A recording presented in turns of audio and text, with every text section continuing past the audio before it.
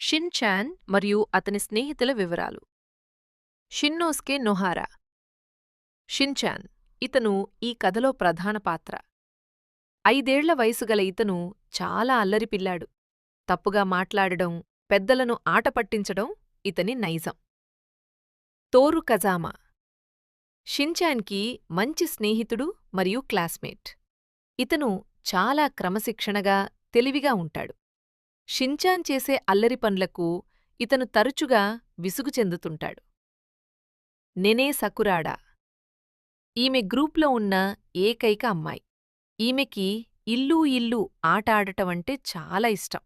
కోపం వచ్చినప్పుడు తన దగ్గర ఉన్న బొమ్మ కుందేలును కొడుతుంటుంది. మసావో సాటో ఇతను చాలా భయంస్థుడు మరియు సున్నిత మనస్కుడు. ఏదైనా చిన్న సమస్య వస్తే చాలు వెంటనే ఏడుస్తుంటాడు. షిన్చాన్ తరచుగా ఇతన్ని ఆట పట్టిస్తుంటాడు. బోచాన్ ఇతను ఎప్పుడూ ప్రశాంతంగా, మౌనంగా ఉంటాడు. ఇతని ముక్కు నుండి ఎప్పుడూ చీమిడి కారుతూ ఉంటుంది. దానితోనే ఇతను రకరకాల విన్యాసాలు చేస్తుంటాడు. ఇతనికి రాళ్లను సేకరించడమంటే చాలా ఇష్టం.